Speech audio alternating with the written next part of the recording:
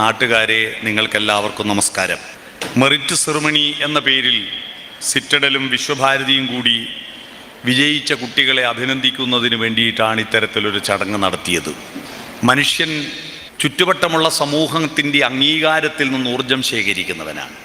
മാൻ dye four ribbon എന്നൊരു ചൊല്ലുണ്ട് ഇംഗ്ലീഷിൽ.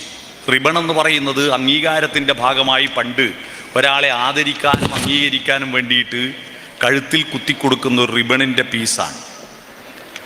ആ ഒരു റിബണിൻ്റെ പീസ് കിട്ടാൻ വേണ്ടി മനുഷ്യൻ മരിക്കും എന്നാണ് ഈ അർത്ഥം, അംഗീകാരം കിട്ടാൻ വേണ്ടിയിട്ട്. കാരണം നമുക്ക് കിട്ടുന്ന ഭക്ഷണമോ നമുക്ക് കിട്ടുന്ന പണമോ നമുക്ക് കിട്ടുന്ന വസ്ത്രമോ ഒന്നുമല്ല പ്രധാനം. ഒരു ഉദാഹരണം പറയാം. നിങ്ങളൊരു വിവാഹത്തിന് പോയി, ആ വിവാഹത്തിന് ഗംഭീരമായ ഭക്ഷണം, അടിപൊളി സദ്യ. പക്ഷേ ആ വീട്ടിൽ ഒരാളും നിങ്ങളോടൊന്നും മൈൻഡ് ചെയ്തില്ല, നിങ്ങളൊന്ന് ഷെയ്ക്ക് ഹാൻഡ് തന്നില്ല, ഒരാളും പരിചയമുള്ള ഒരു മുഖം ഉണ്ടായില്ല. വയറ് നിറച്ച് വാരി വിഴുങ്ങിയിട്ട് നിങ്ങൾ തിരിച്ചു വരുമ്പോൾ നിങ്ങൾക്ക് ഒരു വേവാത്ത ചേനക്കഷ്ണം തിന്നുപോയതുപോലെ എവിടുന്നോ ചൊറിയും. വേവാത്ത ചേനക്കഷ്ണം തിന്നുപോയാൽ ചൊറിയും, പക്ഷെ മാന്താൻ പറ്റുകയില്ല. എന്നാൽ മറ്റൊരു വിവാഹത്തിന് പോയി, അവിടെ ഭക്ഷണമൊക്കെ വളരെ പരിമിതമാണ്, പാവപ്പെട്ടൊരു കുടുംബമാണ്. പക്ഷെ നിങ്ങൾ ചെന്ന് കയറി ഇറങ്ങുമ്പം തന്നെ അവരോടി വന്ന് കൈപിടിച്ച് സ്വീകരിച്ച് കൊണ്ടുപോയി ഇരുത്തി, സുഹൃത്തുക്കളെ പരിചയപ്പെടുത്തി, കുടുംബക്കാരെ കൂട്ടി വന്ന് സെൽഫി എടുത്ത്, അതിനുശേഷം ഭക്ഷണത്തിൻ്റെ സമയമായപ്പോൾ കൂട്ടിക്കൊണ്ടുപോയി ഇരുത്തി, ഇനി എന്തെങ്കിലും വേണ്ടതുണ്ടോ എന്ന് പറഞ്ഞ് ചോദിച്ചു. അവസാനം തിരിച്ചു വരുമ്പോൾ ഈ തിരക്കിനിടയിൽ നിങ്ങൾ ഇവിടം വരെ വന്നല്ലോ, വളരെ സന്തോഷമുണ്ട് എന്ന് നിങ്ങളോട് പറഞ്ഞിട്ട് തിരിച്ചു വിടുമ്പോൾ ഏതിലാണ് നമുക്ക് ആനന്ദം? വയറ് നിറഞ്ഞിട്ട് തിരിച്ചു വരുമ്പോൾ നമുക്കെന്തോ ഒരു അസ്വസ്ഥതയാണ്, എന്നാൽ മനസ്സ് നിറഞ്ഞിട്ട് തിരിച്ചു വരുമ്പോൾ നമുക്കൊരു ആനന്ദമാണ്. അതാണ് മനുഷ്യന് ഭക്ഷണമല്ല, മനസ്സ്, പരിഗണന, അംഗീകാരം, അതാണ് ഏറ്റവും പ്രധാനം. ഇവിടെ നിങ്ങൾക്ക് തരുന്ന ഈ സമ്മാനങ്ങളുണ്ടല്ലോ, ഈ മൊമെന്റുകളുണ്ടല്ലോ, അത് ഈ സംഘാടകർ തയ്യാറാക്കാൻ വേണ്ടിയിട്ട് ആ കടയിൽ കൊടുത്തിരിക്കുന്ന ഇതിൻ്റെ വിലയല്ല അതിൻ്റെ മൂല്യം. സമ്മാനം എന്ന വാക്കിൻ്റെ അർത്ഥം സമ്യക്കായി മാനിക്കുക എന്നതാണ്. സമ്യക്കായി എന്ന് പറഞ്ഞാൽ നല്ല മനസ്സോടെ ഒരാളെ ആദരിക്കുക, ബഹുമാനിക്കുക, അതാണ്. ഇത്രയും മനുഷ്യക്കൂട്ടത്തിൻ്റെ ഇടയിൽ ഒരു കുട്ടിയെ വിളിച്ചിട്ട് വേദിയിൽ കയറ്റിയിട്ട് നിന്നെ ഞങ്ങൾ ആദരിക്കുന്നു എന്ന് പറയുമ്പോൾ കിട്ടുന്നൊരു സുഖം, അല്ലാതെ ഇത് വീട്ടിൽ കൊണ്ടുപോയി കൊണ്ടുവച്ചിട്ട് കാണാനുള്ള സുഖമല്ല. സമ്യക്കായി മാനിക്കലാണ്. നമ്മളിപ്പോൾ ഒരു വിവാഹത്തിന്, ഞങ്ങളുടെ നാട്ടിലൊക്കെ വിവാഹത്തിന് ഒരു കവറിൽ പൈസ ഇട്ടിട്ട് കൊടുക്കുന്നൊരു പരിപാടിയുണ്ട്. അത് സമ്മാനമല്ല കേട്ടോ. കാരണം അതിൻ്റെ കവറിൻ്റെ മേലെ പേരെഴുതുന്നുണ്ട്. ആ കൊടുക്കുമ്പോൾ ഒരു ഉദ്ദേശമുണ്ട്. എൻ്റെ മോളെ കല്യാണത്തിന് ഒരു 500 കൂട്ടിയിട്ട് എനിക്ക് ഇങ്ങോട്ട് തരണം എന്ന ഉദ്ദേശത്തോടുകൂടി അങ്ങോട്ട് കൊടുക്കുന്നത്. അത് സമ്യക്കല്ല. എന്നാൽ ഇവിടെ തരുന്നത് സമ്യക്കാണ്, നിങ്ങളുടെ പഠനത്തിന് തരുന്ന അംഗീകാരമാണ്. ഇതിൽ നിന്ന് ഇവരൊന്നും തിരിച്ച് പ്രതീക്ഷിക്കുന്നില്ല, എന്നാൽ ചിലത് തിരിച്ച് പ്രതീക്ഷിക്കാനുണ്ട്. അതാണ് ഞാനിവിടെ പ്രസംഗിക്കാൻ പോകുന്നത്. പ്രിയപ്പെട്ട കുട്ടികളെ, നിങ്ങളിൽ നിന്ന് ഞങ്ങൾ തിരിച്ചു പ്രതീക്ഷിക്കുന്നത് നിങ്ങൾ വിജയിച്ചു വന്നിട്ട് നിങ്ങൾക്ക് കിട്ടുന്ന ശമ്പളത്തിൻ്റെ ഓഹരി ഞങ്ങൾക്ക് തരാനല്ല. നിങ്ങളിൽ നിന്ന് പ്രതീക്ഷിക്കുന്നത് ഈ സമൂഹത്തെ പുതുക്കാൻ നിങ്ങളുടെ ബുദ്ധി ഉപയോഗിക്കാൻ പ്ലസ് ആക്കുമോ എന്നതാണ്. A+ ആണല്ലോ. എന്താണ് ഈ പ്ലസ്? പ്ലസ് എന്ന ചിഹ്നം എന്താണ്? ഈ ലോകത്ത് മനുഷ്യനുണ്ടാക്കി വെച്ചിരിക്കുന്ന സകലമാന പ്രതീകങ്ങൾക്കും ഒരർത്ഥമുണ്ട്. പ്രതീകമെന്ന് പറഞ്ഞാൽ എന്താണെന്നറിയാമോ? ഒന്നിന് പകരം മറ്റൊന്ന് ഉപയോഗിക്കുന്നതിനാണ് പ്രതീകമെന്ന് പറയുക. നമ്മുടെ ഭാഷയെല്ലാം പ്രതീകമാണ്. ഞാൻ ചക്ക എന്ന് പറഞ്ഞ ആ ചക്കയുടെ ഒച്ചയല്ലല്ലോ, ഞാൻ ചക്ക എന്ന് ബോർഡിൽ എഴുതിയ ചക്കയുടെ ചിത്രവുമല്ലല്ലോ. എന്നിട്ടും ഞാൻ ചക്ക എന്ന് പറയുമ്പോൾ നിങ്ങൾക്കത് എന്താന്ന് മനസ്സിലായില്ലേ? കുരു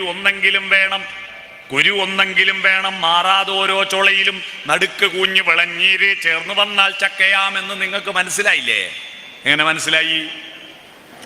ചക്ക എന്ന ശബ്ദവും ചക്ക എന്ന ചിത്രവും അതിൻ്റെ പ്രതീകമായിട്ട് നമ്മുടെ മനസ്സിൽ നേരത്തെ തയ്യാറാക്കി പതിപ്പിച്ചു വെച്ചിട്ടുണ്ട്.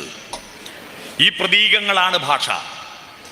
മനുഷ്യൻ്റെ എല്ലാ വിധത്തിലുമുള്ള സാമ്രാജ്യവും പടുത്തുയർത്തിയിരിക്കുന്നത് പ്രതീകങ്ങളിലൂടെയാണ്. നിങ്ങളിപ്പോൾ ഫോൺ ഉപയോഗിക്കുമ്പോൾ ഇമോജികൾ ഇടൂലേ?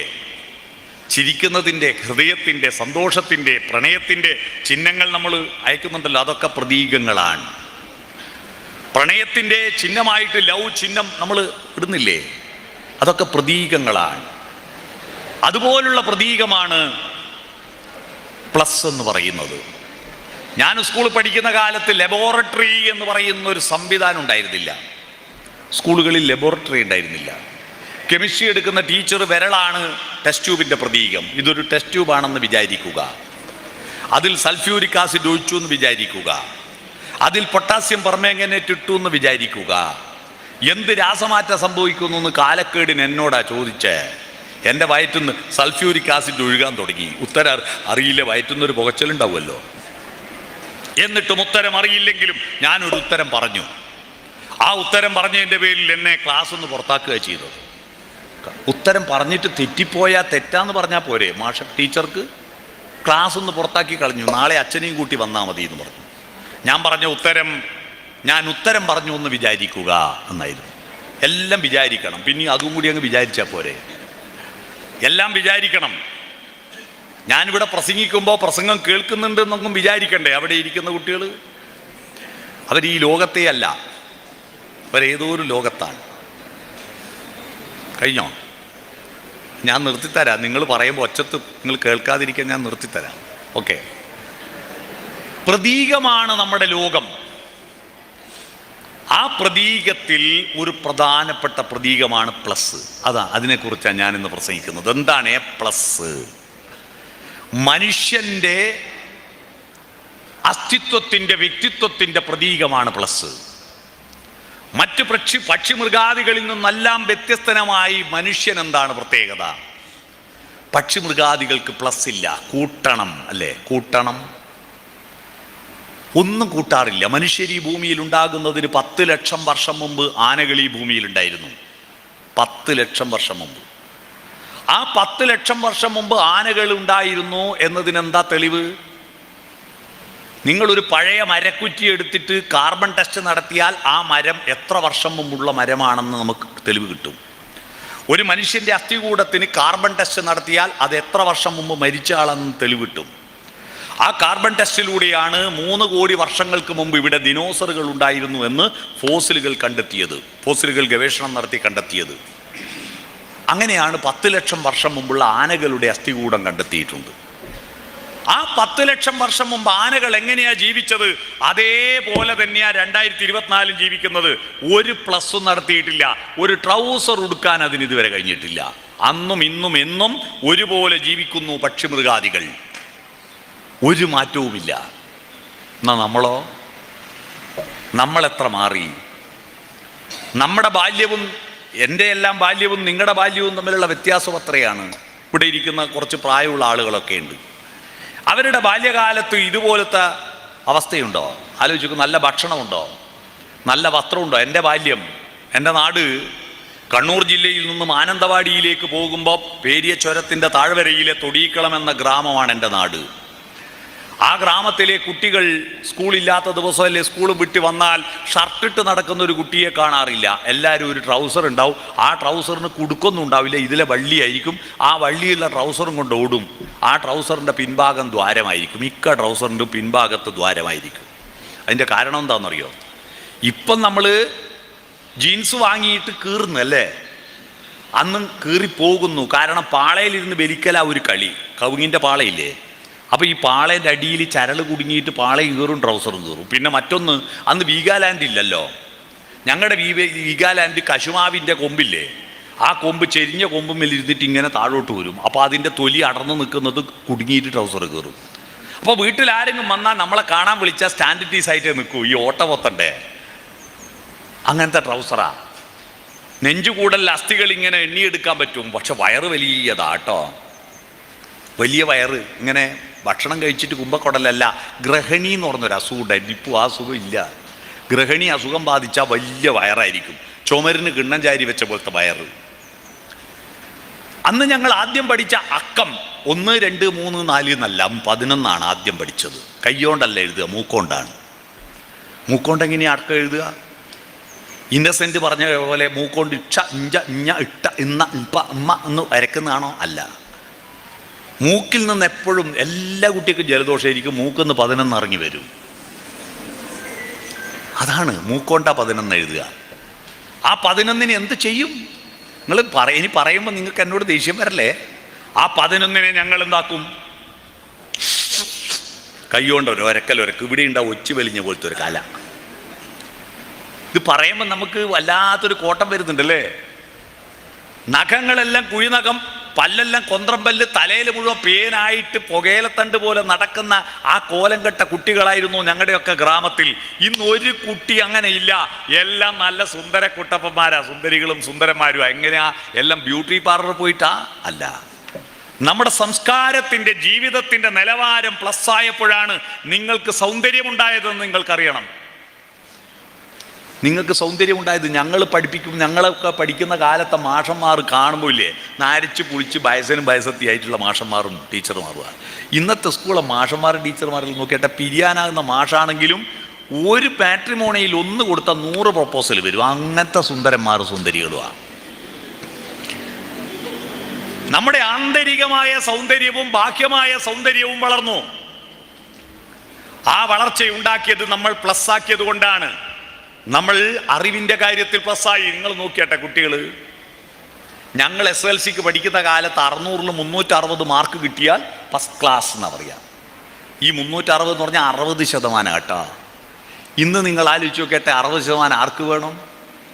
A+ 90, A 80, B+ 70, 60% എന്ന് പറഞ്ഞാൽ വെറും ഒരു വിഷയത്തിൽ പോലും B+ കിട്ടാതെ വെറും B മാത്രം കിട്ടിയാൽ അന്ന് ഫസ്റ്റ് ക്ലാസ്. അന്ന് ഡിസ്റ്റിങ്ഷൻ കിട്ടിയ 80% അവൻ രാജാവാ സ്കൂളെ. ഇന്ന് ഒരു വിഷയത്തിൽ A+ നഷ്ടപ്പെട്ടു പോയിട്ടുണ്ടെങ്കിൽ തോറ്റ മട്ടിലാണ് പരിഗണിക്കുന്നത് നാട്ടുകാർ. ഒരു വിഷയത്തിൽ A+ പോയിപ്പോൾ ബാക്കി എല്ലാത്തിലും 95 മാർക്കുണ്ട്, ഒന്നിൽ 88 പോയി. അപ്പുറത്തെ രമേശൻ ചോദിക്കൂ, നിനക്ക് A+ ഇല്ല? ഈ ചോദിക്കുന്ന രമേശൻ പണ്ട് 210 കിട്ടാണ്ട് തോറ്റോനാ 600-ൽ. മനസ്സിലായോ? എന്തൊരു പഠിപ്പാ കുട്ടികൾക്ക്, എന്തൊരു ബുദ്ധിയാണ് കുട്ടികൾക്ക്. അപ്പോൾ അത് പ്ലസ്സാണ്. അറിവിൻ്റെ കാര്യത്തിലും ജീവിതത്തിൻ്റെ കാര്യത്തിലും നമ്മൾ പ്ലസ് ആയിക്കൊണ്ടിരുന്നു. ആ പ്ലസ് പക്ഷേ സംസ്കാരത്തിൻ്റെ കാര്യത്തിൽ പ്ലസ് ആക്കണം. അതാണ് നിങ്ങളിൽ നിന്ന് ഞങ്ങൾ പ്രതീക്ഷിക്കുന്നത്.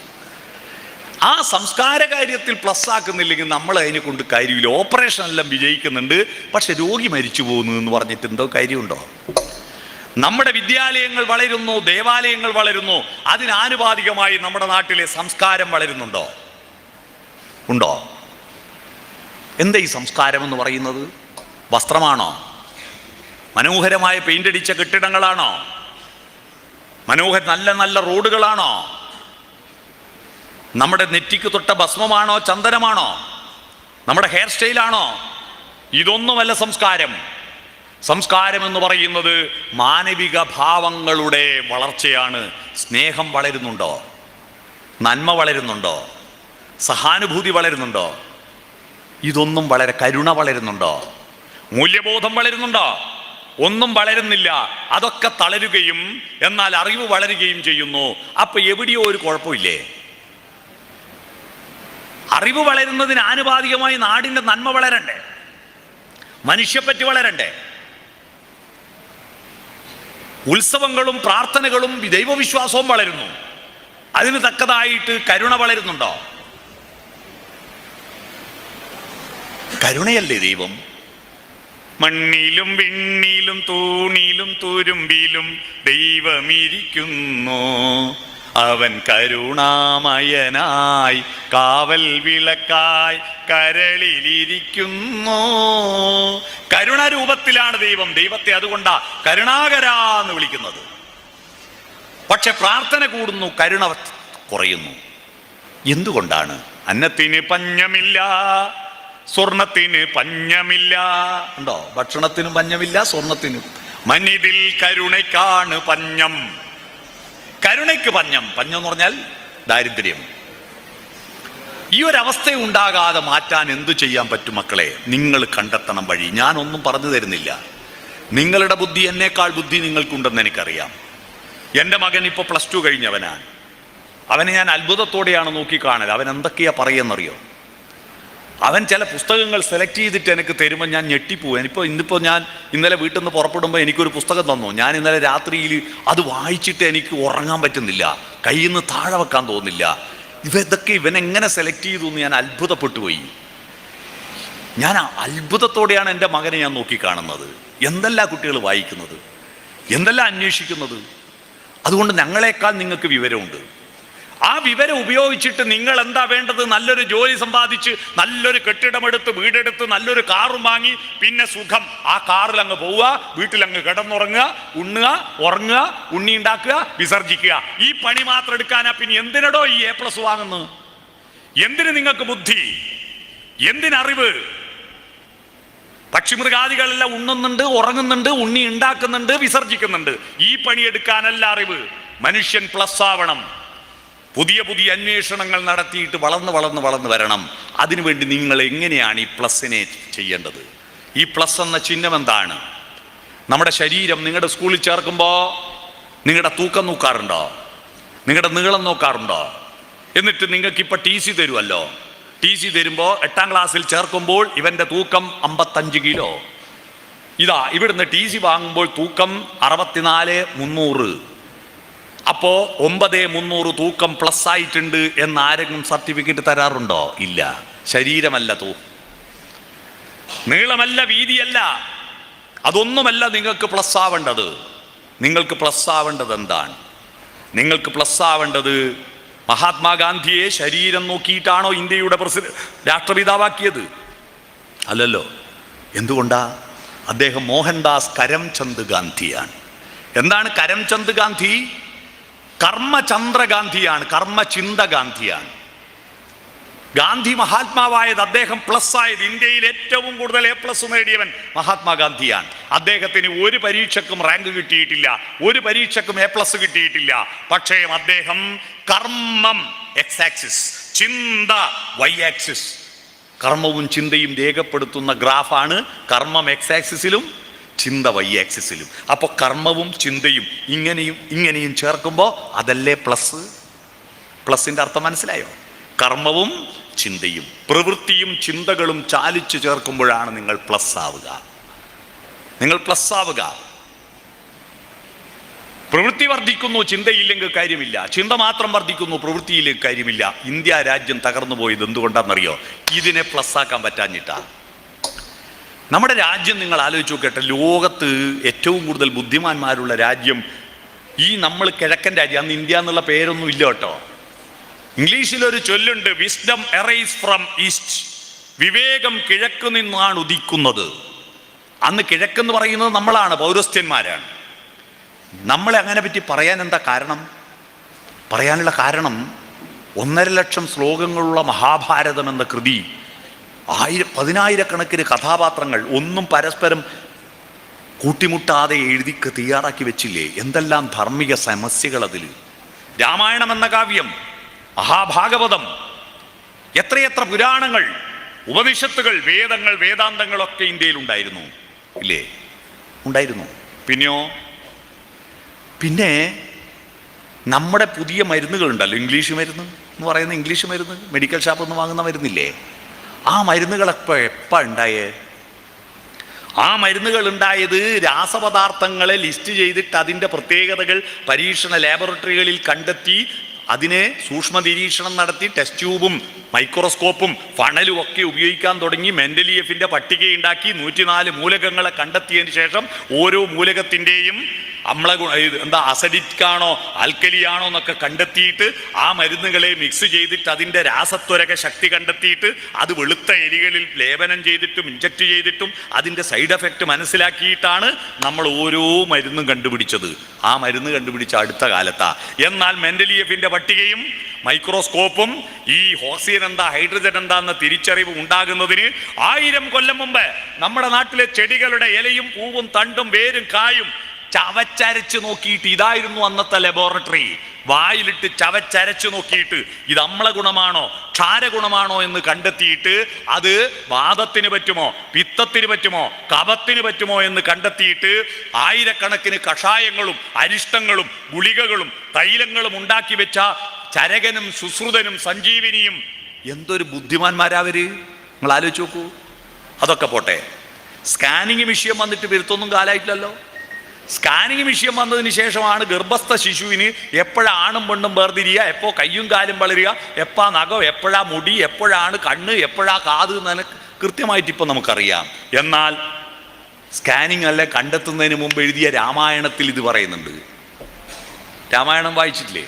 രാമായണത്തിലുണ്ട് ഒരു കുട്ടി എപ്പോഴാണ് സ്ത്രീയോ പുരുഷനോണെന്നായി മാറുന്നത്, എപ്പോഴാണ് കുട്ടിക്ക് കൈകാലുകൾ, എപ്പോഴാ തലച്ചോറ്, എപ്പോഴാണ് കണ്ണ്, എപ്പോഴാ മൂക്ക്, എപ്പാ നഖം, എപ്പാ മുടി എന്ന് കൃത്യമായിട്ട് രാമായണത്തിൽ പറയുന്നുണ്ട് സ്കാനിങ് ഉണ്ടാകുന്നതിന് മുമ്പ്. എന്തൊരു അത്ഭുതമാണ്, ആലോചിച്ച് നോക്കൂ. എത്ര വിവരമുള്ളവരാണ് അന്നത്തെ ആളുകൾ. കൊളംബസ് അമേരിക്ക കണ്ടുപിടിക്കുന്നതിന് മുമ്പ് 1000 കൊല്ലം മുമ്പ് ഇന്ത്യയിൽ യൂണിവേഴ്സിറ്റി ഉണ്ട്, അറിയുമോ നിങ്ങൾ? അമേരിക്ക എന്ന് പറഞ്ഞ ഒരു രാജ്യം ഉണ്ടാകുന്നതിന് മുമ്പ് ഇന്ത്യയിൽ യൂണിവേഴ്സിറ്റി ഉണ്ട്. നളന്ദ, തക്ഷശില സർവകലാശാലകളുണ്ട്. പക്ഷേ ഇതൊക്കെ ഉണ്ടായിട്ടും എന്തേ നമ്മുടെ രാജ്യം പട്ടിണി റാങ്കിങ്ങിൽ 111 സ്ഥാനത്തായി പോയി? ഇതൊക്കെ ഉണ്ടായിട്ടും മഹാഭാരതത്തിന്റെ രാമായണത്തിന്റെ നാട്ടിൽ എന്തേ സാഹിത്യത്തിന്റെ നോബൽ സമ്മാനം പ്രഖ്യാപിക്കുമ്പോൾ ഒന്നും നമുക്ക് കിട്ടാത്ത? ഇന്ത്യയിൽ ആദ്യത്തെ നോബൽ സമ്മാനം കിട്ടിയ കൃതി ഏതാണെന്നറിയാമോ? ആർക്കും അറിയാവോ? ഇന്ത്യയിൽ ആദ്യത്തെ നോബൽ സമ്മാനം കിട്ടിയ കൃതി ഏതാ? ഒന്ന് പറ. കുട്ടികൾ പറയട്ടെ, കുട്ടികൾ പറയട്ടെ. A+കാരല്ലേ? ഞാൻ ആദ്യത്തെ നോബൽ സമ്മാനം കിട്ടിയ കൃതി ഏതാ? ഗീതാഞ്ജലി, രവീന്ദ്രനാഥ ടാഗോറിന്റെ. ഇനി അടുത്തൊരു ചോദ്യം, ഏറ്റവും അവസാന നോബൽ സമ്മാനം കിട്ടിയ കൃതി ഏതാ? ഏറ്റവും ഒടുവിൽ നോബൽ സമ്മാനം കിട്ടിയ കൃതി ഏതാ? അറിയാമോ? അറിയില്ല? ഗീതാഞ്ജലി തന്നെ, വേറെ കിട്ടിയില്ല. ഗീതാഞ്ജലി അല്ലാതെ വേറെ കിട്ടിയിട്ടില്ല. എന്താ കിട്ടാത്ത? എന്താ കിട്ടാത്തതിന്റെ മറുപടി ഞാൻ ഇപ്പൊ തെളിച്ചുതരാം. എന്താ കിട്ടാത്തതെന്ന്. ഗീതാഞ്ജലി നമ്മുടെ ഭാരതത്തിന്റെ അഭിമാനമാണ്. ഞാൻ കഴിഞ്ഞ മാസം കുവൈറ്റിൽ ഒരു പരിപാടിക്ക് പ്രസംഗിക്കാൻ പോയി. മലയാളം മിഷന്റെ അവിടുത്തെ പ്രവേശനോത്സവം ഉദ്ഘാടനം ചെയ്യാൻ വേണ്ടി പോയി. അവിടുത്തെ മലയാളം പഠിപ്പിക്കുന്ന പ്രത്യേക സ്കൂളുണ്ട് അവിടെ. അവിടെ പോയിട്ട് എന്നെ എല്ലാവരും, അറബികളും എല്ലാവരും അത്ഭുതത്തോടെയാണ് നോക്കിയത്. ഞാൻ എൻ്റെ പ്രസംഗം കേട്ടിട്ടൊന്നുമല്ല കേട്ടോ. ഞാനവിടെ പാൻറ് ഉടുക്കാണ്ട് മുണ്ടുടുത്തിട്ടാണ് നടന്നത്. അതുകൊണ്ടാണ് കുവൈറ്റിലെ നാളുകളിലൂടെ, നഗരങ്ങളിലൂടെ എല്ലായിടത്തും മുണ്ടുടുത്തിട്ട് ഒരാൾ നടക്കുന്ന കണ്ടിട്ട് ഈ മുണ്ടാടുത്തിട്ട് മലയാളികളാരും മുണ്ടൊന്നും കൊടുത്ത് നടക്കൂലാടാ. റൂമിൻ്റെ അകത്തേ മുണ്ടുടുക്കൂ. ഞാൻ റോഡും വല്ല മുണ്ടുടുത്ത് നടക്കുന്ന കണ്ടിട്ട് എല്ലാവരും നോക്കുമ്പോൾ അവർക്കെല്ലാം ഇഷ്ടപ്പെട്ടു. എല്ലാവരും സെൽഫി എടുക്കുക എൻ്റെ കൂടെ നിന്നിട്ട് മുണ്ട്. അപ്പൊ ഞാൻ ഇന്ത്യയിൽ നിന്നാന്ന് പറഞ്ഞപ്പോൾ പലരും വിദേശികൾ പറയാ, കുവൈറ്റുകാരൊന്നും അല്ല കേട്ടോ. കുവൈറ്റുകാർക്കൊന്നും അതിനെപ്പറ്റി വലിയ വിവരമൊന്നുമില്ല. മറ്റു പല യൂറോപ്പിൽ നിന്നും അവർ പറയാ, oh you are from the land of Gitanjali. ഗീതാഞ്ജലിയുടെ നാട്ടിൽ നിന്ന് വരുന്നവരാണ്. അവർ അത്ഭുതത്തോടെ വായിക്കുകയാണ് ഈ പുസ്തകം. മിസ്റ്റിസിസത്തിൻ്റെ ഏറ്റവും സുന്ദരമായ പുസ്തകം, നമ്മുടെ ഭാരതത്തിൻ്റെ അഭിമാനപരമായ പുസ്തകം. ആ പുസ്തകം വായിച്ച എത്ര ആളുണ്ട് ഇവിടെ? ഒന്ന് കൈവക്കുക. ഗീതാഞ്ജലി വായിച്ചവർ എത്ര പേരുണ്ട് ഇവിടെ? ഒന്ന് കൈവക്ക്. മനസ്സിലായില്ല വേറെ എന്താ കിട്ടാത്തതെന്ന്? നമ്മുടെ അഭിമാനമായ പുസ്തകം വായിച്ച ഒരു മനുഷ്യനില്ല. ഇതാ പ്രശ്നം. നമ്മൾ ഇങ്ങനെയുള്ളതൊന്നും വായിക്കാറില്ല. നമ്മൾ പണ്ടാരോ പാഠപുസ്തകത്തിൽ എഴുതി തന്നത് മാത്രം പഠിച്ചു പോയതാണ് നമ്മുടെ പ്രശ്നം. പണ്ടാരോ പറഞ്ഞു വെച്ചത്, ഗുരുനാഥന്മാര് പറയുന്നു കേട്ട് നടന്നതാണ് നമ്മുടെ പ്രശ്നം. നമ്മൾ ആരും തന്നെ പ്ലസ് ആയില്ല. നമ്മള് പാഠപുസ്തകത്തിലുള്ളതും മാഷന്മാർക്ക് അറിയുന്നതും മാത്രം പഠിച്ചു. എന്നാൽ അധ്യാപകൻ എന്ന വാക്കിന്റെ അർത്ഥം അറിയാമോ? എന്താ അധ്യാപകൻ? അധിയാപകൻ, 2 വാക്കുകൾ ചേർന്നിട്ടാണ് അധ്യാപകൻ ഉണ്ടാവുന്നത്. അധി എന്ന് പറഞ്ഞാൽ പ്ലസ് ആണ്. അതിവർഷമാണല്ലോ 2024. 2024 അതിവർഷമായത് എന്തുകൊണ്ടാ? ഫെബ്രുവരി മാസം 28-ന് പകരം 29 ദിവസം ഉണ്ട് ഇക്കൊല്ലം. 4 കാല് കൂടുമ്പോൾ 1 ദിവസം കൂടുമല്ലോ. 365 കാലിൻ്റെ ഒരു ദിവസം ജാസ്തിയുണ്ട്. അതുകൊണ്ട് 366 ദിവസമുണ്ട്. ഈ വർഷം 366. അധി ഒരു +1 ഡേ. അതുകൊണ്ടാണ് അധി വർഷം. അധി എന്ന് പറഞ്ഞാൽ പ്ലസ്. യാപകൻ, യാത്ര ചെയ്യാൻ പ്രേരിപ്പിക്കുന്നവൻ. മാഷന്മാരെക്കാൾ കൂടുതൽ യാത്ര ചെയ്യാൻ മനസ്സുകൊണ്ട്, ഹൃദയം കൊണ്ട് യാത്ര ചെയ്യാൻ പ്രേരിപ്പിക്കുന്നവനാണ് അധ്യാപകൻ. മാഷക്കറിയുന്നത് മാത്രം പഠിച്ചിരുന്നുവെങ്കിൽ ലോകം തുടങ്ങിയെടുത്ത് നിൽക്കുന്നുണ്ടാവും. ഒന്നും പഠിക്കില്ല. അലക്സാണ്ടർ ഗ്രഹാം ബെൽ അധിയാപനം നടത്തിയത് കൊണ്ടാണ് ഈ മൈക്ക് കണ്ടുപിടിച്ചത്. തോമസ് ആൽവ എഡിസൺ അധിയാപനം നടത്തിയത് കൊണ്ടാണ് ഈ ബൾബ് കത്തുന്നത്. നമ്മൾ ആരും അധിയാപനം നടത്തിയില്ല. നമ്മൾ ശാസനങ്ങൾ കേട്ടിട്ട് ഇതിലപ്പുറം ഇല്ല, ഫുൾ സ്റ്റോപ്പ് ഇട്ടു. അതാ പറ്റിയത്. അതുകൊണ്ട് എന്താ, ഇത്രയും വിവരമുള്ള നമ്മൾ ഈ ഹാളിൽ ഇരിക്കുന്ന ഏതെങ്കിലും മനുഷ്യന് ഉപകാരമുള്ളൊരു ഉപകരണം ഇന്ത്യക്കാർ കണ്ടുപിടിച്ചിട്ടുണ്ടെന്ന് നോക്കിയട്ടെ. ഈ മൈക്ക് കണ്ടുപിടിച്ചത് നമ്മളല്ല, ബൾബ് കണ്ടുപിടിച്ചതു, കരണ്ട് കണ്ടുപിടിച്ചത് നമ്മളല്ല, വാച്ച് കണ്ടുപിടിച്ചത് നമ്മളല്ല, പേന കണ്ടുപിടിച്ചത് നമ്മളല്ല, കടലാസ് കണ്ടുപിടിച്ചത് നമ്മളല്ല, അച്ചടി കണ്ടുപിടിച്ചത് നമ്മളല്ല, പ്ലാസ്റ്റിക് കണ്ടുപിടിച്ചത് നമ്മളല്ല, മൊബൈൽ ഫോൺ കണ്ടുപിടിച്ചത് നമ്മളല്ല, സിമെന്റ് കണ്ടുപിടിച്ചത് നമ്മളല്ല. എല്ലാം വെള്ളക്കാര് കണ്ടുപിടിച്ചത് അല്ലേ? എന്തുകൊണ്ട്? ഇത്രയും നളന്തയും തക്ഷശിലയും മഹാഭാരതവും രാമായണമുള്ള നാട്ടിൽ നമ്മൾ കണ്ടുപിടിച്ചത് എന്താ ഉള്ളത്? അതിനുത്തരം കണ്ടെത്തണം മക്കളെ. അതിൻ്റെ കാരണം മാഷക്കറിയുന്നതിന് മാത്രം പഠിച്ചിട്ടാണ്. മാഷ് തന്ന ഉത്തരങ്ങൾ പഠിക്കുന്ന വിദ്യാർത്ഥികളായി ചുരുങ്ങിപ്പോയി. നമ്മൾ ഉത്തരം പഠിക്കുന്നവരാകരുത്, ചോദ്യങ്ങൾ ചോദിക്കുന്നവരാവണം. ഉത്തരത്തിൽ നമ്മൾ പഠിക്കരുത്, ഉത്തരത്തിൽ നമ്മൾ എത്തുകയാണ് വേണ്ടത്, ഉത്തരം പഠിക്കുകയല്ല. ഉത്തരത്തിൽ നമ്മുടെ മനസ്സും ഹൃദയവും അവിടെ എത്തണം, എന്നാൽ ആ ഉത്തരം മറന്നുപോവില്ല. ഞാനിപ്പോൾ ഒരു ചോദ്യം ചോദിച്ചേക്കാം, സിമ്പിളായിട്ട് നിങ്ങൾ ഉത്തരം പറയണം. സിമ്പിളാണ്, വലിയ ഗഹനമായതൊന്നുമല്ല. ഉള്ള ആൾ ഇല്ലാത്ത ആളോടാ ചോദിക്കുക, ഇല്ലാത്ത ആൾ ഉള്ള ആളോടാണോ ചോദിക്കുക, ഇത്രയേ ഉള്ളൂ. ഉള്ളവർ ഇല്ലാത്തവരോട് ചോദിക്കുമോ, ഇല്ലാത്തവർ ഉള്ളവരോട് ചോദിക്കുമോ? പറ. ഇല്ലാത്തവർ ഉള്ളവരോട് ചോദിക്കുമോ, ഉള്ളവർ ഇല്ലാത്തവരോട് ചോദിക്കുമോ? ഇല്ലാത്തവർ ഉള്ളവരോടല്ലേ ചോദിക്കേണ്ടത്, സ്വാഭാവിക നിയമല്ലേ അത്, അല്ലേ? സ്കൂളിൽ അറിവുള്ളത് മാഷക്കോ കുട്ടിക്കോ? മാഷക്ക്. ഇല്ലാത്തോ? കുട്ടിക്ക്. അപ്പൊ ഇല്ലാത്തവരുള്ളവരോടല്ലേ ചോദിക്കണ്ടേ? അപ്പൊ ചോദ്യം ചോദിക്കേണ്ട ആരാ? കുട്ടികൾ. ഉത്തരം പറയേണ്ട ആരാ? മാഷ്. പക്ഷെ ഇപ്പം ആരാ ചോദ്യം ചോദിക്കുന്നത്? മാഷ്. ഉത്തരം പറയേണ്ട ആരാ? നിങ്ങൾക്ക് ഉത്തരം അറിയാം, പിന്നെ സ്കൂളിൽ പോവോ? ഉത്തരം അറിയാത്ത കൊണ്ടല്ലേ സ്കൂളിൽ പോകുന്നത്. പിന്നെ ഏത് ഉത്തരാ ചോദിക്കുന്നത്? മോർണിംഗ് വാ, മോർണിംഗ് വാ, ആ നീല ഷർട്ട് ഇങ്ങ് വാ, വാ. ഓടിവേട മെല്ലെ. ഇതെന്താ നീ ഉറക്കത്ത് എണീറ്റ് വരും പോലെ? ആ യെസ്. എന്താ മോൻ്റെ പേര്? സാരംഗ്. നല്ല പേരല്ലോ. ഓൻ വന്ന വകയിൽ എൻ്റെ ഫോൺ അവന് കൊടുത്തു. ഞാൻ എൻ്റെ ഫോണ് സാരംഗിന് കൊടുത്തു. എന്തിനാവോ, ഏതിനാവോ ഓനറിയില്ല. ഞാൻ കൊടുത്തോണ്ടോ വാങ്ങി. അതേത് കമ്പനിയാ? നോക്കിയ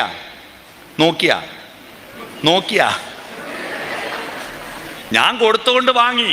ഓനിപ്പം എന്തിനാ കൈമ പിടിക്കുന്നത്? ഞാൻ ചോദിക്കുമ്പോൾ തിരിച്ചു തരാനല്ലേ? അല്ലേ? നീ തന്ന് ഇപ്പൊ ശാരംഗിന്റെ കയ്യിൽ ഫോണുണ്ടോ? നിങ്ങൾ വിചാരിക്കുന്നില്ല ഈ കണ്ണൂരിന്ന് ഇവിടെ വന്നിട്ട് ഈ പൊട്ടംകളി കളിക്കാൻ ഇയാൾ വന്നിന്? ആ, ഈ പൊട്ടംകളിയാ സ്കൂളിൽ നടക്കുന്ന. മാഷന്മാർ കുറെ ഉത്തരം നിങ്ങൾക്ക് തരും, നിങ്ങൾ വാങ്ങും. എന്തിനാവോ, ഏതിനാവോ? മാഷ് തന്ന വാങ്ങണ്ടേ? എന്തിനാ വാങ്ങുന്ന? മാഷ് ചോദിക്കുമ്പോൾ തിരിച്ചു കൊടുക്കാൻ. എപ്പോഴാ മാഷ് ചോദിക്കുക? പരീക്ഷയ്ക്ക് ചോദിച്ചു, നിങ്ങൾ ഉത്തര പേപ്പറിൽ തിരിച്ചു കൊടുത്തു. ഞാൻ ചോദിച്ചപ്പോ സാരംഗ് ഫോൺ എനിക്ക് തിരിച്ചു തന്നു. ഇപ്പൊ സാരംഗിന്റെ കയ്യിൽ ഫോണുണ്ടോ? അതുപോലെ പരീക്ഷ കഴിഞ്ഞാൽ നിങ്ങളുടെ അടുത്ത് ഉത്തരവില്ല. 8 കഴിഞ്ഞ് 9 8 പോയി, 9 കഴിഞ്ഞ് 10 9 പോയി. എന്ത് കുന്തത്തിനായി നല്ലൊരു കാല ആ 4 ചുമരിന്റെ ഉള്ളിൽ പോയി ഇരിക്കുന്നത്? അതിന് പകരം ചോദ്യം ചോദിക്കുന്ന കുട്ടികളാവുക, ചോദ്യം ചോദിക്കുന്ന കുട്ടികളാവുക. Okay, thank you. ചോദ്യം ചോദിക്കുന്ന കുട്ടികളാവണം, ഉത്തരം പറയലല്ല. ചോദ്യമാണ് പ്രധാനം. എന്താ ചോദ്യം? ഇവിടെ നിങ്ങളും നിങ്ങളുടെ രക്ഷിതാക്കളും മാഷന്മാരെല്ലാം ഉണ്ട്. നമ്മളെല്ലാം സ്കൂളിൽ പഠിച്ചവരാ. പക്ഷെ ഇത്ര കാലമായിട്ട് നമ്മൾ മാഷന്മാർ പറയാ ഞായർ തിങ്കൾ ചൊവ്വ ബുധൻ പിന്നെ വ്യാഴം വെള്ളി ശനി, ആഴ്ചകൾ 7. ആഴ്ചക്ക് എന്താ 7 ദിവസമായെന്ന് ഇതുവരെ ചോദിച്ചോ? അന്ന് 7ന്റെ കണക്ക്, ആഴ്ചക്ക് 7ന്റെ കണക്ക് എങ്ങനെയാ വന്നതെന്ന് അറിയുന്ന ആരെങ്കിലും ഉണ്ടെങ്കിൽ ഇപ്പൊ 500 റുപ്യ തരും.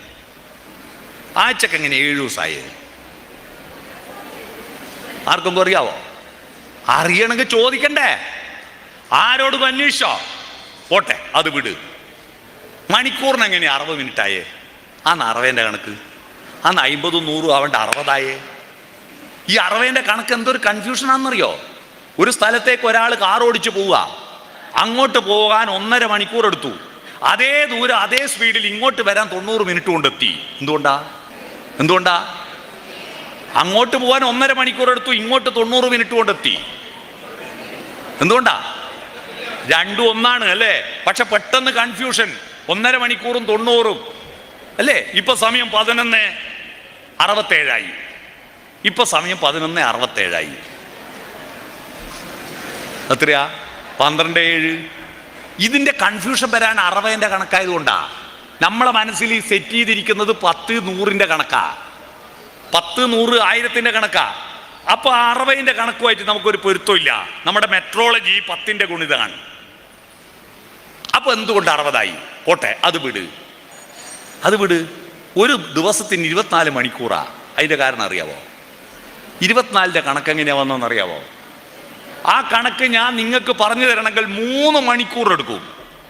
24 മണിക്കൂറിന്റെ ചരിത്രം അറിയണമെങ്കിൽ ഗ്രീക്ക് യവന പുരാണങ്ങൾ മുതൽ ആരംഭിക്കുന്ന ചരിത്രമുണ്ട്. ഇതൊന്നും നമ്മൾ അന്വേഷിക്കാറില്ല. എന്തുകൊണ്ട് 12 മാസമായി? 12ന്റെ കണക്കെന്താ? 12 മാസത്തിൽ ഇംഗ്ലീഷ് മാസത്തിന് സംസ്കൃതത്തിലെ പേരെങ്ങനെയാ വന്ന്? ഇംഗ്ലീഷ് മാസത്തിൽ സംസ്കൃതത്തിൽ പേരെങ്ങനെയാ വന്ന്? കാരണം സപ്തം, അഷ്ടം, നവം, ദശം കേട്ടിട്ടില്ലേ? സപ്തം 7, അഷ്ടം 8, നവം 9, ദശം 10. September, October, November, December. അതെങ്ങനെ ഒത്തുവന്ന്? പക്ഷെ സപ്തം 7 അല്ലേ? പക്ഷെ സെപ്റ്റംബർ 9ാമത്തെ മാസ അല്ല, 9ാമത്തെ മാസ. ഒക്ടോബർ 10ാമത്തെ മാസ. നവം 9, പക്ഷെ 11ാമത്തെ മാസ. ദശം 10, 12ാമത്തെ മാസ. എങ്ങനെയായി കണക്ക് വന്നതെന്നറിയോ? ഇതെങ്ങനെ ഒത്തുവന്ന്? പണ്ട് 10 മാസമേ ഉണ്ടായിരുന്നുള്ളൂ. ആദ്യത്തെ കലണ്ടറിൽ 10 മാസമേ ഉണ്ടായിരുന്നുള്ളൂ. പിന്നീട് ചന്ദ്രൻ ഭൂമിയെ ചുറ്റുന്നത് 12 തവണ എന്ന് കണ്ടെത്തി. അങ്ങനെ ചാന്ദ്രമാസങ്ങൾ ഉണ്ടായി. ചാന്ദ്രമാസത്തിന്റെ ഇംഗ്ലീഷാണ് മന്ത്. MONDAY, മൺഡേ, തിങ്കൾ, ചന്ദ്രനല്ലേ? അപ്പൊ MON മൂണ് ഭൂമിയെ ചുറ്റുന്നത് ആണ് 8th, 9th, 10th എന്ന് പറയും പോലെ മന്ത്. പിടികിട്ടിയോ? മൂൺ ഭൂമിയെ ചുറ്റുന്നത് മന്ത്. അങ്ങനെയാ മാസത്തിന് ഇംഗ്ലീഷ് മന്ത് എന്ന് പേര് വന്നത്. അപ്പൊ 12 മാസം ഉണ്ടാക്കണം. അപ്പൊ പുതിയ 2 മാസം ചേർക്കണ്ടേ? അപ്പൊ ആ 2 മാസം ഇവിടെയാ ചേർക്കുക. ഇന്നെന്താ പേരിടുക? അപ്പൊ അന്നത്തെ രാജാവ് പറഞ്ഞു, ജൂലിയസ് സീസർ പറഞ്ഞു എന്റെ പേരിട്ടോ. അങ്ങനെ ആ ജൂലിയസ് സീസർ പേരിലൊരു മാസം ജൂലൈ. അടുത്ത വേറൊരു രാജാവുണ്ട്, അതാരാ? Augustus Caesar. അയാളെ പേരിട്ടോന്ന്, അതാ ആഗസ്റ്റ്. ജൂലൈയും ആഗസ്റ്റും വരുന്നതിന് മുമ്പ് 10 മാസമേ ഉള്ളൂ. ജനുവരി, ഫെബ്രുവരി, മാർച്ച്, ഏപ്രിൽ, മെയ്, ജൂൺ. 6ാം മാസം ജൂൺ. 7ാം മാസം സെപ്റ്റംബർ. സപ്തം 7. 8ാം മാസം ഒക്ടോബർ. 9ാം മാസം നവംബർ. നവരസങ്ങൾ 9 അല്ലേ? ഡിസംബർ 10. അന്വേഷിക്കണം. ലോകത്ത് ഏറ്റവും കൂടുതൽ വിദേശികൾ അറിയുന്ന മലയാളി ആരാന്നറിയോ? ലോകത്ത് ഏറ്റവും കൂടുതൽ വിദേശികൾ അറിയുന്ന മലയാളി ആരാ? മാഷ് പറഞ്ഞ കണക്ക് തെറ്റാന്ന് പറഞ്ഞവനാ. മാഷ് 1, 1, 2, 2, 1, 3 എന്ന് കണക്ക് പറഞ്ഞപ്പോൾ ഒരു കുട്ടി ചോദിച്ചു, അല്ല മാഷെ, ഒരു പുഴ അങ്ങന്ന് വരുന്നു 1, വേറൊരു പുഴ ഇങ്ങന്ന് വരുന്നു 1, 1 കൂടിച്ചേർന്ന പിന്നെ 2 പുഴയല്ലല്ലോ, വലിയ പുഴയല്ലേ ഉണ്ടാകുന്നത്. അപ്പൊ 1 കൂട്ടിയാൽ ഇമ്മണി വല്യൊന്ന് എന്ന് പറഞ്ഞ ബഷീറാണ് ലോകത്ത് ഏറ്റവും കൂടുതൽ വിദേശികൾ എറിയുന്ന മലയാളി. അതുകൊണ്ട് മാഷന്മാർ പറഞ്ഞൊന്നും എല്ലാം വിശ്വസിച്ച് പോകരുത് കേട്ടോ. എന്തെല്ലാം നമ്മളെ വിഡിത്തം പഠിപ്പിച്ചിട്ടുണ്ട് മാഷന്മാർ. സൂര്യൻ കിഴക്ക് നിന്ന് ഉദിക്കുന്നു, പടിഞ്ഞാറ് അസ്തമിക്കുന്നു എന്ന് പഠിപ്പിച്ചിട്ടില്ലേ? എന്ത് പൊട്ടത്തരാ! സൂര്യൻ ഉദിക്കുന്നുമില്ല, അസ്തമിക്കുന്നുമില്ല എന്ന് നമുക്കറിഞ്ഞൂടെ? പൊട്ടത്തരല്ലേ? പൊട്ടത്തരാണ്. മാഷന്മാർ പറഞ്ഞ് ടിൻറ്റുമോൻ്റെ കഥ കേട്ടിട്ടില്ലേ? ടിൻറ്റുമോനോട് ചോദ്യം ചോദിച്ചിട്ട് ഉത്തരം പറയാഞ്ഞിട്ട് അവനെ ക്ലാസ് ഒന്ന് പുറത്താക്കി. അപ്പൊ ടിൻറ്റുമോനോട് അച്ഛൻ ചോദിച്ചു, എന്താടാ നീ ഉത്തരം പറയാഞ്ഞ്? അപ്പൊ ടിൻറ്റുമോൻ പറഞ്ഞു, വെറുതെ ചോദിച്ചാ, മാഷൊക്കെ അതിൻ്റെ ഉത്തരം അറിയാം, പിന്നെ എന്നോട് ചോദിക്കണോ? മാഷൊക്കെ അറിയുന്ന കാര്യം പിന്നെ എന്നോട് ചോദിക്കേണ്ട ആവശ്യം എന്താ? ഇതാ. അതുകൊണ്ട് ചോദ്യം ചോദിക്കുന്ന പണി നിങ്ങളെ നീ ഏറ്റെടുക്കണം മക്കളെ. എന്തുകൊണ്ട്, എങ്ങനെ ചോദിക്കണം. എന്തെല്ലാം നമുക്കറിയാത്തതുണ്ട് ഈ ലോകത്ത്. ഒരു സിമ്പിളായിട്ട് വേറൊരു ചോദ്യം ചോദിക്കട്ടെ ഞാൻ. നമ്മളെ കണക്കെല്ലാം മലയാളത്തിൽ 10ന്റെ പെരുക്കല്ലേ? 10ാമത്തെ അല്ലേ പൂജ്യം ഇടുന്നത്? 10 അക്കങ്ങളല്ലേ? പിന്നെ അടുത്ത പൂജ്യം ഇടുന്നത് 20 20. അടുത്തത് 3 10, 30, 40, 50 അല്ലേ? ഇനി 10ന്റെ കൂടെ ഒരു പൂജ്യം കൂടി ഇടാൻ ഗുണിക്കണം 10 അല്ലേ? 10, 100, 1000, 10000, ലക്ഷം ഗുണിക്കണം 10. നമ്മളെ കണക്ക് 10ന്റെ പ്രോഗ്രഷനാണ്. അതുകൊണ്ടാണ് നമ്മൾ പൈസ ഉണ്ടാക്കി വെച്ചതിന് സമ്പത്ത് എന്ന് പറയുന്നത്. സമ്പത്തില്ലേ? എന്നാൽ മലയാളത്തിൽ മാത്രമല്ല കേട്ടോ, ഇംഗ്ലീഷിലും 10 തന്നെ. 1, 10, 100, 1000. ഹിന്ദിയിലും 10. 1, 10, 100, 1000. സംസ്കൃതത്തിലും 10. ഏകം, ദശം, ശതം, സഹസ്രം. അറബിയിലും 10, ചൈനയിലും 10, ജപ്പാനിലും 10, അമേരിക്കയിലും 10, ആഫ്രിക്കയിലും 10. ലോകത്തെ എല്ലാ ഭാഷകളിലും കണക്കെല്ലാം 10ന്റെ. 9ന്റെയോ 11ന്റെയോ കണക്ക് ഒരു ഭാഷയിലുമില്ല. എന്താ ഈ 10 എന്ന നമ്പറിന് ഇത്രയും പ്രാധാന്യം വന്നത്? ആർക്കും അറിയാം ഉത്തരം? 10 എന്ന നമ്പറിന് ഇത്രയും പ്രാധാന്യം വരാൻ കാരണം എന്താ? ചിന്തിച്ചു നോക്കിയാട്ടെ. എന്താ 10ന് ഇത്ര പ്രത്യേകത? സിമ്പിളാടെ ഉത്തരം. ലോകത്ത് ഏത് നാട്ടുകാരും എണ്ണം പഠിച്ചത് ആദ്യം സ്വന്തം വിരളുമേൽ എണ്ണീറ്റ. എല്ലാവർക്കും 10 വിരലാ. മനസ്സിലായോ? എല്ലാവർക്കും 10 വിരലാ. അത് ഹിന്ദുവിനും മുസൽമാനും ക്രിസ്ത്യാനിക്കും എല്ലാം 10 വിരലാ. എല്ലാത്തിനും 2 കണ്ണാ. പല ദൈവങ്ങൾ പല മൂലക്കുന്ന് ഉണ്ടാക്കി എന്ന് വിചാരിക്കും. യഹോവ യഹൂദന്മാരെ ഉണ്ടാക്കി. അതേ കോലത്തിൽ തന്നെ ബ്രഹ്മാവ് ഹിന്ദുക്കളെ ഉണ്ടാക്കിയത്. ഇതെങ്ങനെ? യഹോവ ആ ഉണ്ടാക്കിയതിന്റെ സോഫ്റ്റ്വെയർ വാട്സപ്പിൽ ബ്രഹ്മാവിന് അയച്ചു കൊടുത്തിട്ട് ബ്രഹ്മാവ് അത് ഡൗൺലോഡ് ചെയ്തിട്ട് ഹിന്ദുക്കളെ ഉണ്ടാക്കിയതാ. എന്നിട്ട് അത് ഇൻസ്റ്റഗ്രാം പോസ്റ്റ് ചെയ്ത് അത് ഡൗൺലോഡ് ചെയ്തിട്ട് കർത്താവ് ക്രിസ്ത്യാനികൾ ഉണ്ടാക്കി. അത് എന്നിട്ട് മെസ്സഞ്ചറിൽ അള്ളാഹുവിന് അയച്ചു കൊടുത്തു. അള്ളാഹു അത് ഡൗൺലോഡ് ചെയ്തിട്ട് മുസ്ലിങ്ങൾ ഉണ്ടാക്കി എന്ന് ആരെങ്കിലും പറയോ? അപ്പൊ അതിൽ നിന്ന് 10ന്റെ കണക്കിൽ നിന്ന് നമ്മൾ എവിടെയെത്തി? ഈ ഭൂമിയിലുള്ള മനുഷ്യരെല്ലാം ഒറ്റ വംശമാണ്. ഉള്ളൂരസ് പരമേശ്വരയ്യരുടെ വരികളിലെത്തി. ഓർത്താൽ ഒരൊറ്റ തറവാട്ടുകാർ നാം. ഇതിൽ നല്ല ഒരു ജാതി, ഒരു മതം, ഒരു ദൈവം, മനുഷ്യനെന്ന് ശ്രീനാരായണ ഗുരു പറഞ്ഞതിന്റെ ഉത്തരം കണക്കിലൂടെ കണ്ടെത്തിയോ? ഈ ഭൂമിയിലുള്ള മനുഷ്യരെല്ലാം ഒറ്റ വംശ. പല ദൈവങ്ങൾ പല സ്ഥലത്ത് ഉണ്ടാക്കിയതാ ആണോ? എൻ്റെ നാട്ടിലൊരു കുട്ടി ബ്രഹ്മാവിൻ്റെ മുഖത്തു നിന്ന് ബ്രാഹ്മണനെ സൃഷ്ടിച്ചു എന്ന് മാഷ് ക്ലാസ് പറഞ്ഞു. കയ്യിൽ നിന്ന് ക്ഷത്രിയനെ സൃഷ്ടിച്ചു, തൊടയെന്ന് വൈശ്യനെ സൃഷ്ടിച്ചു, കാലിൻ്റെ അടിയിൽ നിന്ന് ശൂദ്രനെ സൃഷ്ടിച്ചു എന്ന് പറഞ്ഞപ്പോൾ ഒരു കുട്ടി ഒരു സംശയം ചോദിച്ചു. അല്ല മാഷേ, എന്താ ബ്രഹ്മാവിൻ്റെ ഭാര്യയല്ലേ സരസ്വതി? അതെ. പിന്നെ ഓക്കുന്നതിനും പണിയെന്നാ ചോദിച്ചത്. മാഷാകെ അവനെ പുറത്താക്കി പ്രശ്നമായി. ചോദ്യം ചോദിക്കുന്ന കുട്ടികൾ ഉണ്ടാവണം കേട്ടോ. ചോദ്യം ചോദിക്കുന്ന കുട്ടികൾ ഉണ്ടാവണം. ചോദ്യമാണ്. ആ കുട്ടീനെ ക്ലാസ് നിന്ന് പുറത്താക്കി. ഞാൻ ഇടപെട്ടു, പ്രശ്നമാക്കി. കുട്ടികൾ ചോദ്യം ചോദിക്കില്ലേ? ആ കുട്ടി മാഷ് പിന്നെയും പാപം ചെയ്തവർ നരകത്ത് പോകുമെന്ന് പറഞ്ഞിട്ട് കഥ പറഞ്ഞു കൊടുക്കുക. നരകത്ത് പോയാൽ എണ്ണയിലിട്ട് വറക്കുമെന്ന് പറഞ്ഞു. അപ്പോൾ ഈ കുട്ടി ചോദിച്ചു, പാമോയിലാണോ വെളിച്ചെണ്ണയിലാണോ വറക്കുക എന്ന്. അപ്പോൾ മാഷ് പറഞ്ഞു, പാമോയിൽ അന്നില്ല, വെളിച്ചെണ്ണയിലായിരിക്കും. ഇവൻ വിട്ടില്ല. അപ്പോൾ ഇത്രയും അധികം വറക്കണമെങ്കിൽ ആടെ ഇത്രയും വെളിച്ചെണ്ണ വേണ്ടേ? കൊപ്രമില്ലുണ്ടാവും അല്ലേ മാഷേ നരകത്തിൽ വെളിച്ചെണ്ണ ഉണ്ടാക്കുന്നത് എന്ന് ചോദിച്ചു. കൊപ്രമില്ല് അല്ലേ? ഇവൻ വേറെ ദിവസം ചോദിച്ചു, മാഷേ ദൈവങ്ങളെല്ലാം ക്ലീൻ ഷേവിലാണ് കാണുന്നത്, ഇതാരാന്ന് ഷേവ് ചെയ്ത് കൊടുക്കുന്നത്? ദൈവങ്ങളെല്ലാം നല്ല താടി പഠിച്ചിട്ട് നല്ല ഷേവിലല്ലേ, ഇതാരാടെ ഷേവ് ചെയ്യുന്ന ആളുടേനോ? ഇവനെ അവസാനം ഭയങ്കര പ്രശ്നമായി. ഇവനിങ്ങനെ സംശയങ്ങൾ ചോദിക്കും. അവൻ ഇപ്പോഴത്തെ A+, ഈ SLC +2 പരീക്ഷയിൽ ഫുൾ A+. അവനാണ് ഞാൻ രാവിലെ ഇന്നലെ വരുമ്പോൾ എനിക്ക് പുസ്തകം എടുത്തു തന്ന എൻ്റെ മോൻ. മനസ്സിലായോ? ചോദ്യം ചോദിക്കാനാ. ഞാൻ സാധാരണ പഠിക്കടാ എന്നൊന്നും പറയാറില്ല. ചോദ്യം ചോദിക്കാൻ പഠിപ്പിക്കുന്ന കുട്ടികൾ. അവൻ്റെ പേര് സ്വതന്ത്രമാണ്. അവൻ്റെ പേര് ആസാദ് എന്നാണ്. എൻ്റെ മോൻ്റെ പേര് ആസാദ് എന്നാണ്. സ്വതന്ത്രമാണ്. ഞാൻ പറഞ്ഞു വരുന്നത്, മക്കളെ നിങ്ങൾ സ്വതന്ത്രരാവണം. എങ്ങനെ? അച്ഛനും അമ്മയിൽ നിന്നും സംസ്കാരങ്ങളിൽ നിന്നുമല്ല, അറിവിൽ നിന്നും സ്വതന്ത്രരാവണം. അറിവെന്ന് പറയുന്നത് വിദ്യ നേടി പ്രബുദ്ധരാവുകയും സ്വതന്ത്രരാവുകയും ചെയ്യണം. അറിവ് സ്വാതന്ത്ര്യത്തിലേക്കുള്ള പ്രവേശന കവാടമാണ്. സ്വാതന്ത്ര്യം എന്ന് പറയുന്നത് ഇല്ലുമിനാറ്റികളാവാനല്ല. നമ്മളെ പഴയ ആളുകൾ, നമ്മളെ രക്ഷിതാക്കൾക്കൊന്നും ഇതിനെപ്പറ്റി ഒരു വിവരവും ഇല്ല. ഞാനിപ്പോൾ കുറേ സദസ്സിലായി ചോദിക്കുന്നു, എന്താ ഇല്ലുമിനാറ്റി അറിയാമോ? ഒരാൾക്കും അറിയില്ല. നമ്മളെ പിള്ളേർ പാടുന്ന പാട്ടാ ഇല്ലുമിനാറ്റി. കേട്ടില്ലേ? കട്ടച്ചോര കൊണ്ട് ജ്യൂസ് അടിക്കാന്ന് പറഞ്ഞ പാട്ടില്ലേ? അതാണ് ഇല്ലുമിനാറ്റി. എന്താ ഇല്ലുമിനാറ്റി എന്ന് നമ്മുടെ ഒരൊറ്റ മാഷന്മാർക്കും അറിയില്ല, ഒരൊറ്റ രക്ഷിതാക്കൾക്കും അറിയില്ല. കുട്ടികൾ പക്ഷേ അവർ സ്വാതന്ത്ര്യം എന്ന് വിചാരിച്ചത് ഈ അറിവിലൂടെ സ്വാതന്ത്ര്യമാണെന്ന് ധരിക്കാതെ കുട്ടികളെ പാട്ട്, ആ ഇല്ലുമിനാറ്റീൻ്റെ പാട്ടുള്ള ആവേശ സിനിമയിൽ വേറൊരു പാട്ടുണ്ട്, മാതാപിതാക്കളെ മാപ്പ്, ഇനി അങ്ങോട്ട് തന്നിഷ്ടക്കൂത്ത്. അതാ സ്വാതന്ത്ര്യം എന്നാ വിചാരിച്ചത്. ഉന്നം മറന്നൊരു പോക്ക്, ലക്ഷ്യമൊന്നും വേണ്ട. ആലയെന്ന് പശുവിനെ തുറന്നിളക്കിയാൽ ഇന്ന് മുഹമ്മദ് ഹാജിയുടെ പറമ്പ് പോയിട്ട് പുല്ലുമേയണോ എന്ന് വിചാരിച്ചിട്ട് ഒരു പശുവും പോകാറില്ല. അങ്ങ് നടക്കും, ബാക്കിയുള്ള പശുക്കൾ പുറകെ നടക്കും. അതുപോലെ നമുക്കും അങ്ങനെ ലക്ഷ്യമൊന്നും വേണ്ട, എത്തിയെടുത്ത് പുക പോകും പോലെ അങ്ങ് പോവുക. ഉന്നം മറന്നൊരു പോക്ക്, ഗുണപാഠങ്ങളോ മതിയാക്ക്, ഇതെൻ പാത എന്നധികാരം, വഴിതെറ്റാനുമുണ്ടവകാശം. വൈക്കം സത്യാഗ്രഹമാണ് കേരളത്തിലെ നവോത്ഥാന പ്രസ്ഥാനത്തിൽ ഒരു പ്രധാനപ്പെട്ട ഏട്.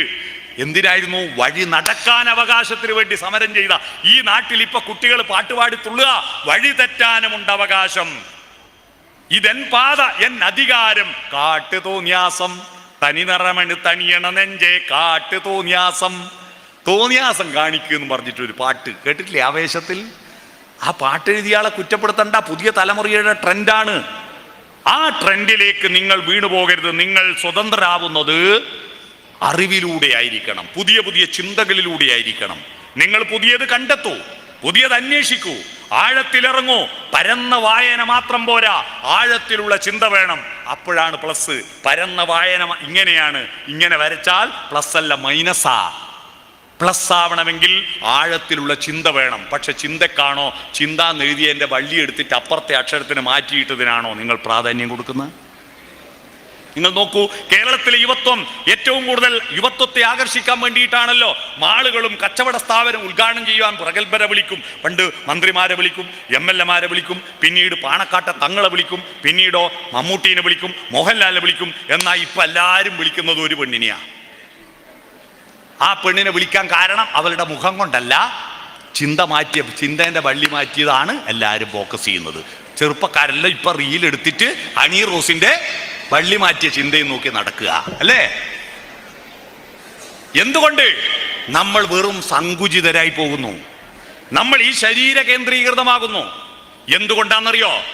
നിങ്ങൾ ഇനി ഒരു മനഃശാസ്ത്രപരമായ ഒരു കാര്യം പറഞ്ഞിട്ട് ഞാൻ എൻ്റെ പ്രസംഗം അവസാനിപ്പിക്കാം. മനഃശാസ്ത്രം അറിയണം നിങ്ങൾക്ക്. എന്താ മനഃശാസ്ത്രം? യുവജനതയുടെ മനഃശാസ്ത്രം അധ്യാപകരും അറിയണം, കുട്ടികളും അറിയണം, രക്ഷിതാക്കളും അറിയണം. എന്താ മനഃശാസ്ത്രം? ഗുരു ഏത്, ലഘു ഏത് എന്നതാണ് മനുഷ്യനെ മനുഷ്യനാക്കുന്നത്. പക്ഷിമൃഗാദികളിൽ ഗുരുവും ലഘു, ഗുരു ലഘു അറിയാവോ? ഗുരു എന്ന് പറഞ്ഞാൽ വലുത് എന്നർത്ഥം കേട്ടോ. മാഷന്മാരെ ഗുരു എന്ന് വിളിക്കുന്നത് അറിവിൻ്റെ കാര്യത്തിൽ അവർ വലുതായതുകൊണ്ടാണ്.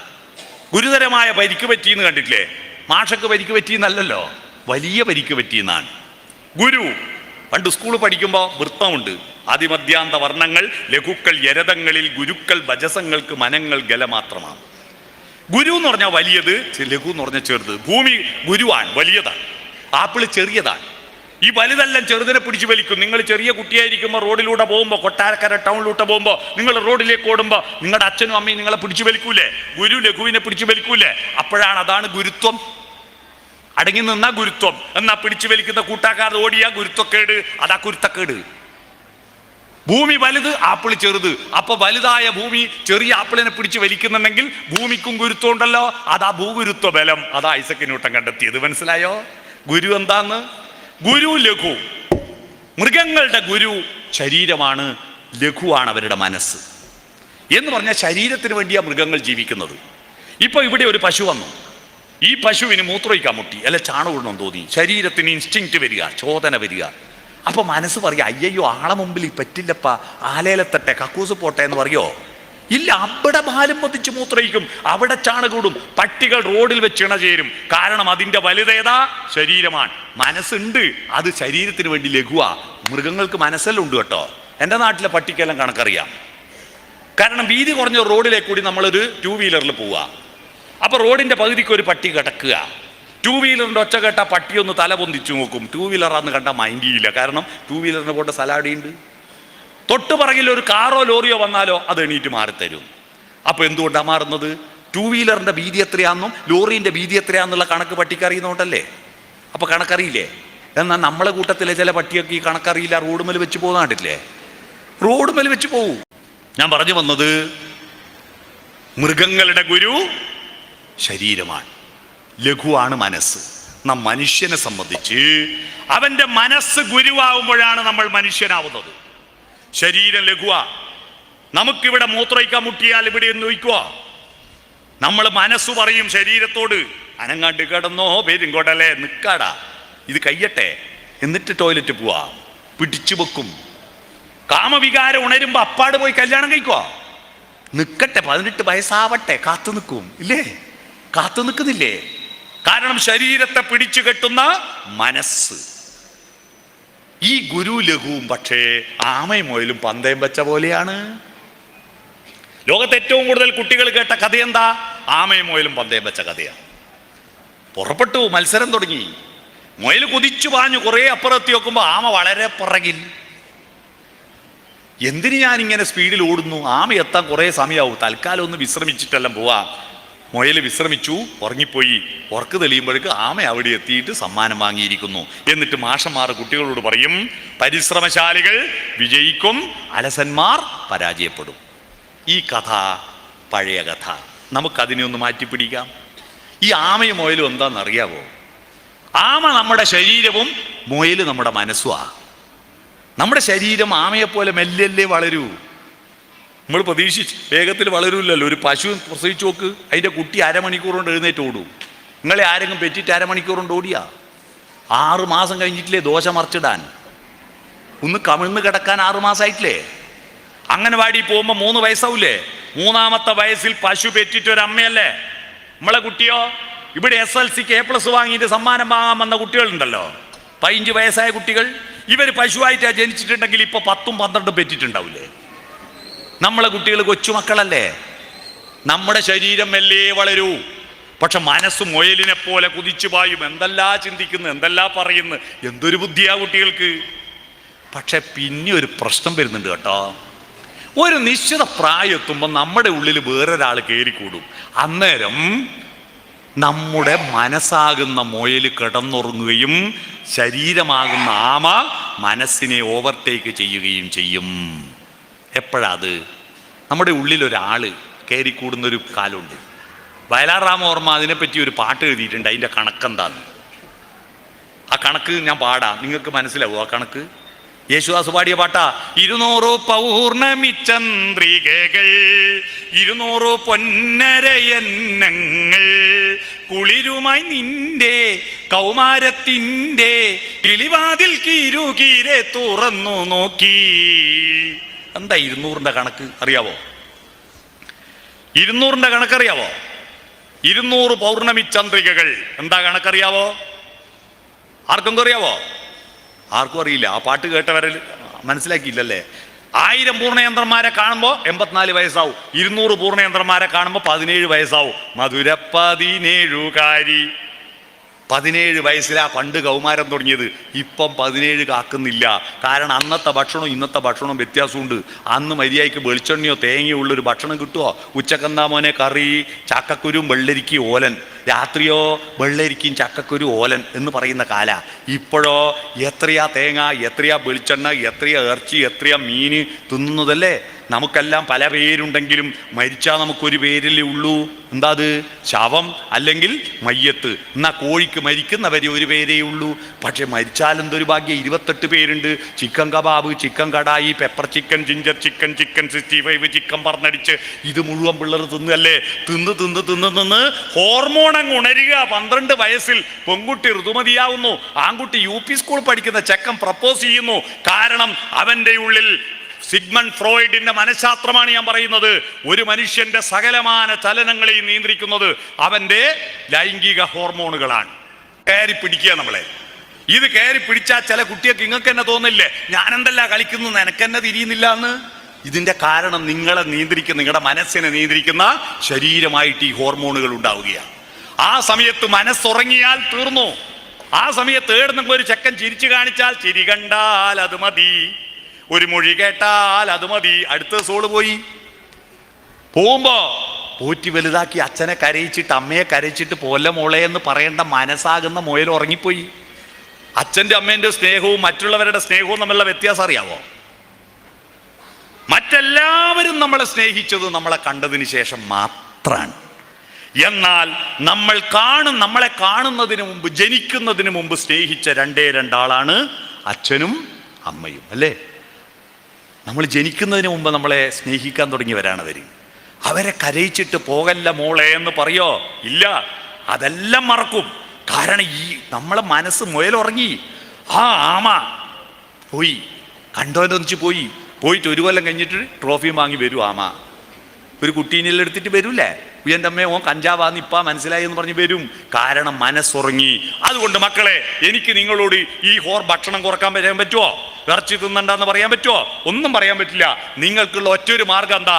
നിങ്ങളുടെ മനസ്സുറങ്ങാൻ അനുവദിക്കരുത്. സംസ്കാരത്തിന്റെ മനസ്സ് നിങ്ങൾ പ്ലസ് ആക്കുക, മുന്നോട്ട് കുതിക്കുക. പ്രണയങ്ങൾ തെറ്റല്ല, പക്ഷെ പ്രണയം എന്ന് പറയുന്നത് ഇപ്പോൾ ഉള്ള 90% പ്രണയങ്ങളും എന്താ? കാമമാണ്, പച്ചക്കാമമാണ്. ഞാൻ വെല്ലുവിളിക്കുക, ആത്മാർത്ഥമായ ആരെയും ഭാവഗായകനാക്കും ആത്മസൗന്ദര്യമാണു നീ എന്ന് പാട്ടുപാടുന്ന കുട്ടികളില്ല.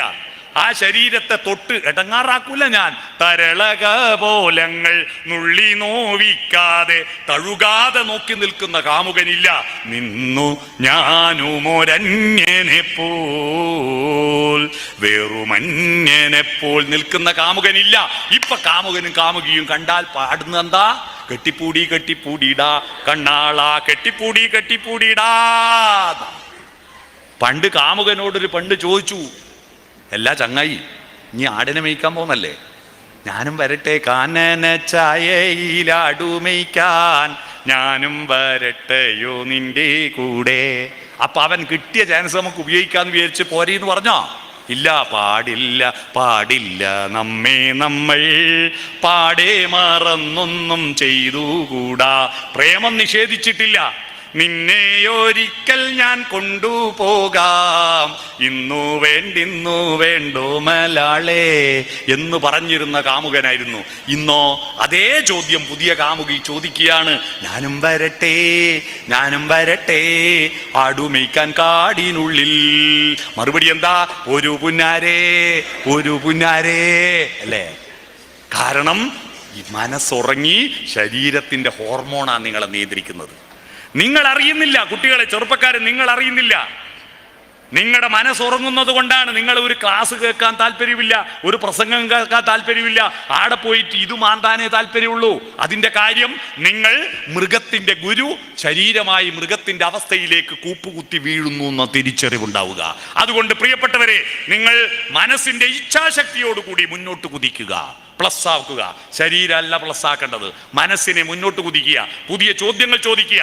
നിങ്ങൾ ഈ ഭൂമിയിൽ വന്നത് മറ്റൊരാൾക്കും ചെയ്യാൻ പറ്റാത്തൊരു ദൗത്യവുമായിട്ടാണ്. അതുകൊണ്ടാണ് മറ്റാർക്കും ഇല്ലാത്ത ഒരു പ്രത്യേകത, സ്വഭാവവും രൂപവും നിങ്ങൾക്ക് തന്നിട്ടില്ലേ? നമ്മളെപ്പോലെ ഒരാളും ഇല്ല. മനുഷ്യന്റെ ഒരു പ്രത്യേകത, പ്രതിജന ഭിന്ന വിചിത്ര മാർഗികളാണ്. ഓരോ ആളും വ്യത്യസ്തരാ. എല്ലാവരും ഒരുപോലെ. പെൺകുട്ടികളെല്ലാം നല്ല ഐശ്വര്യ റോയിന്റെ അതേ കോലത്തിൽ, ആൺകുട്ടികളെല്ലാം ദുൽഖർ സൽമാന്റെ അതേ കോലത്തിൽ. ഒരു രസം ഉണ്ടാവുമോ ലോകത്തിന്? ആരെങ്കിലും സെൽഫി എടുക്കുവോ? കാരണം ഇങ്ങോട്ട് എടുത്താലും അങ്ങോട്ട് എടുത്താലും ഒരുപോലെ ഉണ്ടാവും. പിന്നെ എന്തിനാ സെൽഫി എടുക്കുന്നത്? നമ്മൾ സെൽഫി എടുക്കുന്ന ഓന്റെ രൂപവും നിന്റെ രൂപവും തമ്മിൽ വ്യത്യാസമുള്ളത് കൊണ്ടല്ലേ സൗന്ദര്യബോധം. കണ്ണ് വ്യത്യാസം, കാത് വ്യത്യാസം, മൂക്ക് വ്യത്യാസം. അതുകൊണ്ടല്ലേ പേര് തന്നെ പണ്ട് എൻ്റെ നാട്ടിലെല്ലാം പേര്, കണ്ണിൻ്റെ പേര് പര്യായ. മീനാക്ഷി, അമ്പുജാക്ഷി, കമലാക്ഷി. അക്ഷി കണ്ണ്. താമരപ്പൂവിൻ്റെ ഇതള് പോലെ കണ്ണുള്ളവൾ, മീനിനെ പോലെ പിടക്കുന്ന കണ്ണുള്ളവൾ. എൻ്റെ നാട്ടിൽ 7 വിശാലാക്ഷി ഉണ്ട്, വലിയ കണ്ണുള്ളവൾ. സുന്ദരിമാർക്ക് വലിയ കണ്ണാണ് സൗന്ദര്യം, അതുകൊണ്ട് വിശാലാക്ഷി എന്ന് വിളിക്കും. എന്നാൽ ആണുങ്ങൾക്ക് ചെറിയ കണ്ണാണ് സൗന്ദര്യം, അതുകൊണ്ട് ആണുങ്ങളെ വിളിക്കും കുഞ്ഞിക്കണ്ണെന്ന്. മനസ്സിലായോ? കുഞ്ഞിക്കണ്ണൻ. മഞ്ജു വാര്യരുടെ കണ്ണിന് ലേശം വലുപ്പം കുറവാ, അതുകൊണ്ട് അതിലും വലിയ കണ്ണുള്ള കാവ്യമാധവന്റെ അടുത്തേക്ക് ആ വിദ്വാൻ ഓടിയെന്നാ പറയുന്നത്. മനസ്സിലായോ? അതാണ്. അപ്പോ നമ്മൾ വ്യത്യസ്തരാ, വൈവിധ്യങ്ങളാണ് നമ്മുടെ മഹത്വം. ആ വൈവിധ്യങ്ങളോട് രൂപം മാത്രമല്ല ഭാവവും ഉണ്ടാവണം. മറ്റൊരാൾക്കും പറയാൻ പറ്റാത്ത കവിതകൾ നിങ്ങൾ ചൊല്ലൂ, ആർക്കും പറയാൻ പറ്റാത്ത കഥകൾ നിങ്ങൾ പറയൂ. നിങ്ങൾ പുതിയ കഥകൾ വായിക്കൂ, പുതിയ പുതിയ ശാസ്ത്രബോധം ഉണ്ടാവൂ. ശാസ്ത്രം പഠിച്ചാൽ പോരാ, ശാസ്ത്രബോധം ഉണ്ടാവണം കേട്ടോ. ഇപ്പൊ കുട്ടികൾക്കല്ല ശാസ്ത്രം അറിയാം, പക്ഷെ ഈ നേട്ടങ്ങൾ മുഴുവൻ ഉണ്ടാക്കിയത് ശാസ്ത്രമാണ് എന്ന് പറയുകയും. കഴിഞ്ഞ മെയ് 8-ാം തീയതി എൻ്റെ നാട്ടിൽ ഒരു അമ്പലമുണ്ട്, ഭയങ്കര അമ്പല, ശക്തിയുള്ള പോലും, നീലക്കരിങ്കാളി അമ്പലം. ആ നീലക്കരിങ്കാളി അമ്പലത്തിൽ മെയ് 8-ാം തീയതി ഞാൻ വരുമ്പോൾ നോക്കുമ്പോൾ ഭയങ്കര തിരക്ക്. എന്താ തിരക്ക്? ഞാൻ അടുത്ത ബാധ്യക്കാരൻ എൻ്റെ സുഹൃത്താണ്, ഞാൻ ഫോണിൽ വിളിച്ചു ചോദിച്ചു, ഇന്നെന്താടോ അമ്പലത്തിൽ വിശേഷം? ഓ, ഇന്ന് SSLC റിസൾട്ട്, കുട്ടികളെല്ലാം 500, 200, 100 ഇട്ടിട്ട് പ്രാർത്ഥനയാ ഫുൾ A+ വേണേന്ന്. ഞാനത് കേട്ടിട്ട് ഒറ്റ ചിരി. അപ്പൊ എൻ്റെ മോനുണ്ട് കാറിൽ, ഓൻ ചോദിച്ചു, അച്ഛൻ എന്തിനാ ചിരിച്ചേ? ഞാൻ പറഞ്ഞു, നീലക്കരിങ്കാളിൻ്റെ സ്ഥിതി ആലോചിച്ച് ചിരിച്ച. എന്താ? ഇവൻ്റെ പേപ്പർ മുഴുവൻ 2 ആഴ്ച മുമ്പ് വാല്യുവേഷൻ കംപ്ലീറ്റ് ആക്കി, അത് പേപ്പറിലേക്ക് മാറ്റി ടാബുലേഷൻ വർക്ക് കംപ്ലീറ്റ് ആക്കി, അത് മുഴുവൻ നെറ്റിൽ അപ്ലോഡ് ചെയ്തിട്ട് 3 നാൾ ചെക്ക് ചെയ്ത്, ഇന്ന് വൈകുന്നേരം 3 മണിക്ക് ശിവൻകുട്ടി വിദ്യാഭ്യാസ വകുപ്പ് മന്ത്രി എൻ്റർ ബട്ടൺ അമർത്തുകയോ വേണ്ടു, നെറ്റിൽ അപ്ലോഡ് ആവും റിസൾട്ട്. ഏടുന്ന് കിട്ടും ആ റിസൾട്ട്?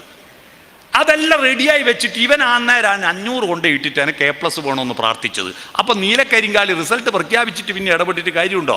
അപ്പൊ 3 മണിക്ക് മുമ്പ് തിരുവനന്തപുരത്ത് എത്തണമെങ്കിൽ വന്ദേ ഭാരത് പോകേണ്ടി വരും. കണ്ണൂരിന്ന് ആടെ പോയിട്ട് ഈ കമ്പ്യൂട്ടറിൻ്റെ അകത്ത് കയറണമെങ്കിൽ അതിൻ്റെ പാസ്വേഡ് അറിയണ്ടേ?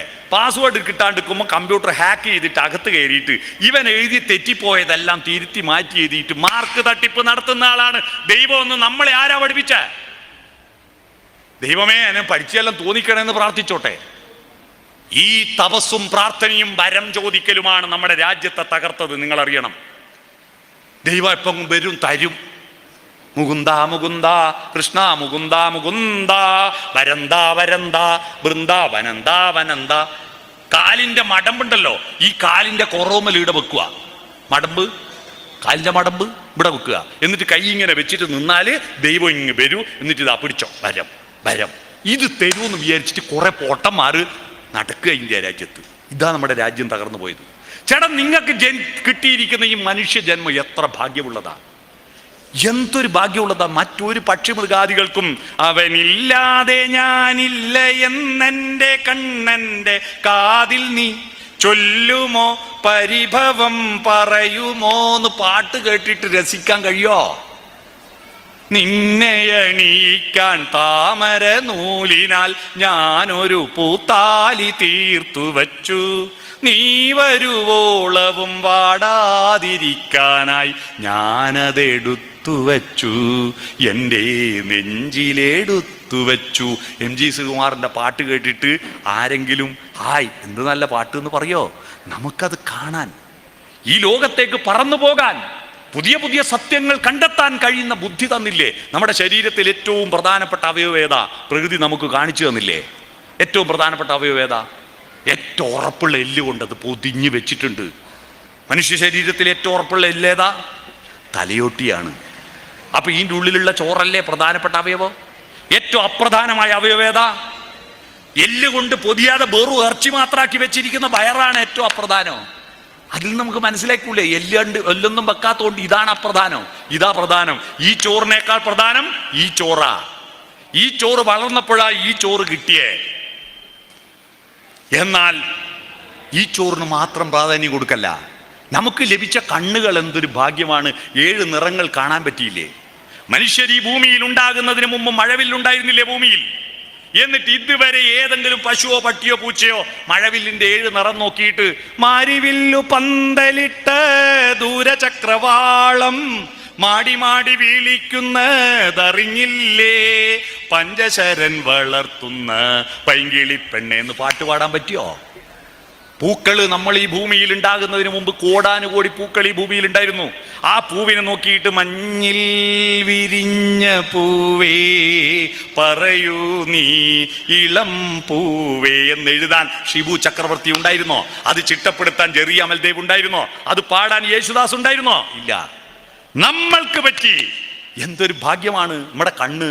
അതിൻ്റെ കൃഷ്ണമണി ഇടത്തോട്ടും വലത്തോട്ടും ചലിപ്പിക്കുന്നതുകൊണ്ടല്ലേ. അല്ലെങ്കിൽ ഇവിടെ ഇരിക്കുന്ന ആളെ ഞാൻ കാണണമെങ്കിൽ ടേബിൾ ഫാന് തിരിയും പോലെ സെറ്റടക്കം തിരിയണ്ടേ? ആ കണ്ണ് കൃഷ്ണമണി അങ്ങോട്ടും ഇങ്ങോട്ടും ചലിപ്പിക്കാൻ കിട്ടിയത് എന്തൊരു ഭാഗ്യമാണ്. ആ കണ്ണിൽ ഏറ്റവും മൃദുലമായ കണ്ണായതുകൊണ്ടല്ലേ അതിൽ പൊടി വീഴാതിരിക്കാൻ വേണ്ടി നമ്മളെ നിർദ്ദേശം കിട്ടിയിട്ട് കണ്ണ് കൈയുടെ പോയി തടയാനൊന്നും സമയമില്ലല്ലോ. പൊടി വന്ന് വീഴുമ്പോൾ അതിനല്ലേ ഓട്ടോമാറ്റിക് ഷട്ടർ പിടിപ്പിച്ച ലോകത്തെ ആദ്യത്തെ ഓട്ടോമാറ്റിക് ഷട്ടറല്ലേ കൺപോളാ. പൊടി മേലേന്നല്ലേ വീഴുക. മേലേന്ന് പൊടി വീഴുമ്പോൾ അതിനെ തടഞ്ഞു നിർത്താൻ വേണ്ടിയിട്ട് സൺഷെയ്ഡായിട്ട് പുല്ല് വെച്ച് പിടിപ്പിച്ചാന്നല്ലേ പുരികോ. അത് പൊരിച്ചു മാറ്റിയിട്ട് വരച്ചുണ്ടാക്കാനുള്ളതല്ല, പൊടി വീഴുമ്പോൾ തടഞ്ഞു നിർത്താനുള്ള. കൊണ്ടുപോയിട്ട് വെള്ളം ചീറ്റിയിട്ട് കളയാനൊന്നും നിൽക്കണ്ട. കണ്ണിൻ്റെ ഉള്ളിൽ നിന്ന് തന്നെ വെള്ളം ചീറ്റിയിട്ട് കണ്ണീരൊലിപ്പിച്ച് അത് ഒഴുക്കി കളയാനുള്ള സംവിധാനം. എന്ത് നല്ല കമ്പ്യൂട്ടർ സിസ്റ്റമാണ്. നിങ്ങൾ നോക്കൂ ഈ ശരീരം. ആ വായക്ക് തൊട്ട് മേലെ മൂക്ക് പിടിപ്പിച്ചിട്ടില്ലായിരുന്നുവെങ്കിൽ ഈ തിന്നുന്നത് കെട്ടതാണെന്ന് എങ്ങനെ മനസ്സിലാവാനാ? ഈ മൂക്ക് വേറെ എവിടെയെങ്കിലും വിചാരിക്കും. ഈ സാധനം നാറുന്നതാണെന്ന് എങ്ങനെ മനസ്സിലാവാനാ? ഭക്ഷണത്തിൽ എന്തെങ്കിലും തകരാറുണ്ടെങ്കിൽ മൂക്ക് കൊണ്ട് മണത്ത് പിടിക്കാനാ വായക്ക് തൊട്ട് മേലെ മൂക്ക് പിടിപ്പിച്ചത് കേട്ടോ. പണ്ട് പുരുഷന്മാരെല്ലാം പുറത്തിറങ്ങും, സ്ത്രീകളകത്തിരിക്കുന്നത് കൊണ്ടാണ് പുരുഷന്മാർക്ക് ഈ പൊടി പാറിയിട്ട് മൂക്കിലൂടെ ശ്വാസകോശത്തിൽ പൊടിയെത്തിയിട്ട് ബ്രോങ്കറ്റീസ് അസുഖം വരാതിരിക്കാൻ വേണ്ടിയിട്ട് മൂക്കിലേക്ക് പൊടി കയറാതിരിക്കാൻ ഈട് അരിപ്പ വെച്ച മീശ വെച്ചത്. മനസ്സിലായില്ലേ?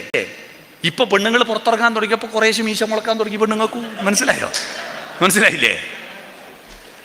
ഈ ശരീരം, നമ്മുടെ മനുഷ്യ ജീവിതം ഒരു അത്ഭുത വരമാണ്, ഒരു ഭാഗ്യമാണ്. എന്നിട്ട് ഇതിനെ നശിപ്പിക്കരുത് കേട്ടോ. ചെറിയൊരു വിഷയം വരുമ്പോൾ A+ കിട്ടാണ്ടാവുമ്പോൾക്ക് ആരെങ്കിലും പ്രേമിച്ച് പ്രേമം ഒഴിവാക്കാൻ പോകുമ്പോൾ നിങ്ങളുടെ അച്ഛനും അമ്മയും കഷ്ടപ്പെട്ട് വളർത്തിയ നിങ്ങളുടെ ശരീരം ഏതെങ്കിലും ഒരു കോന്തൻ നിന്റെ പ്രേമം വേണ്ടെന്ന് പറയുമ്പോൾ മരിക്കാൻ നിങ്ങൾക്ക് ആരുടെ അധികാരം തന്നത്?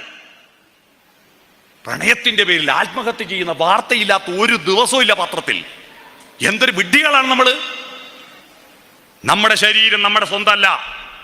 അനാദികാലം മുതൽ പൊട്ടി വളർച്ചു വരുന്ന ജീവന്റെ ഒരു തുടിപ്പാണ് നമ്മുടെ ശരീരം. എൻ്റെ ശരീരം, എൻ്റെ ജീവൻ ഞാൻ പൈസ കൊടുത്ത് വാങ്ങിയതല്ല. എൻ്റെ അച്ഛനും അമ്മയിൽ നിന്ന് എനിക്ക് കിട്ടിയതാ, അവർക്ക് കിട്ടിയത് അവരുടെ അച്ഛനും അമ്മയിൽ നിന്നാണ്. അതിനെ കൊല്ലാനും നശിപ്പിക്കാനും നിങ്ങൾക്ക് അധികാരമില്ല കേട്ടോ. അതിനെ ആവുന്നതുപോലെ മുന്നോട്ട് കൊണ്ടുപോവുക, ആസ്വദിക്കുക. ആസ്വദിച്ചിടണമോരോ വരിയും ആനന്ദ സന്ദേശരസ മധുരം. ഇന്നോ നാളെയോ വിളക്കു കേടും പിന്നെയോ ശൂന്യമാം അന്ധകാരം. കാവ്യപുസ്തകമല്ലോ ജീവിതം. ഈ ജീവിതത്തെ ഒരു കാവ്യപുസ്തകമാക്കുക, രസകരമാക്കുക. നമ്മുടെ സമൂഹത്തെ വളർത്താൻ. ഈ സമൂഹമെല്ലാം നല്ലതാ, ഞാനും നല്ലതാ. എപ്പോഴും എല്ലാറ്റിനും കുറ്റം പറയുന്ന ആരാന്നറിയാം? വീട്ടിൽ നിന്ന് എപ്പോഴും അതാരാ റോഡുമല പോന്ന്, അത് കോയുന്ന കുട്ടി, ഓ ഈ മഹാവൃത്തി കേട്ടോനാ. ബഷീർ അയിലും പോക്കാ, പഞ്ചായത്ത് മെമ്പറെ ഒന്നിനും കൊള്ളൂല, പ്രസിഡന്റ് തീരെ പോക്ക്, MLA അബദ്ധം, മന്ത്രിമാര് പോക്ക്, മുഖ്യമന്ത്രി പോക്ക്, പ്രധാനമന്ത്രി പോക്ക്, സകലരും പോക്ക്. ഒരാളെ ഉള്ളൂ ലോകത്ത് നല്ല, അതാരാ? ഞാൻ മാത്രം. ഈ ചർച്ചകൾ കേട്ടിട്ട് കുട്ടികളുടെ മനോഭാവം എന്താണെന്നറിയോ? I am okay, you are not okay. ഇങ്ങനെയാ റോഡ് മേൽ പ്രശ്നം ഉണ്ടാവുന്നത്. ഒരുത്തം ഓവർടേക്ക് ചെയ്യാൻ നോക്കുമ്പോൾ നീ ഓവർടേക്ക് അല്ല, ഞാൻ എന്നെ നീ ഓവർടേക്ക് ചെയ്യണ്ട. അഥവാ ഓൻ കയറിയിട്ടുണ്ട്, ഓനെ ഓവർടേക്ക് ചെയ്യണം. I am okay, you are not okay. പിന്നെ എപ്പോഴും പ്രാക്ക് കേട്ട കുട്ടികൾ, 50 45 മാർക്കും വാങ്ങി വന്ന കുട്ടിയെ ആ 45 ഷെയ്ക്കൻഡ് കൊടുക്കാൻ നമ്മൾ അച്ഛനമ്മമാർക്ക് അറിയില്ല. വന്നോടൻ ചോദിക്കും, അതേ 5 തെറ്റി 5 വില, കിട്ടിയ 45 വിലയില്ല. എപ്പോഴും കുറ്റം പറഞ്ഞിട്ട് കുട്ടിക്ക് തോന്നും I am not okay, you are okay. എന്നെ ഒന്നിനും കൊള്ളൂല, അപകർഷതാബോധം. പിന്നെ മൂന്നാമതൊരു ടീമുണ്ട് കേട്ടോ. അവര് ഒരു നാട്ടിലുണ്ടെങ്കിൽ ആ നാട് മുടിഞ്ഞു പോവും. ആരാന്നറിയോ? I am not okay, you are not okay. ഞാനും പോക്ക, നിങ്ങളും പോക്ക, മൊത്തം പോക്ക. ഈ 3 ഭാവങ്ങളിൽ നിന്ന് മാറിയിട്ട് മക്കളെ, I am okay, you are okay. ഞാനും കുഴപ്പമില്ല, നിങ്ങളും കുഴപ്പമില്ല, എല്ലാം നല്ലതിനാണെന്ന്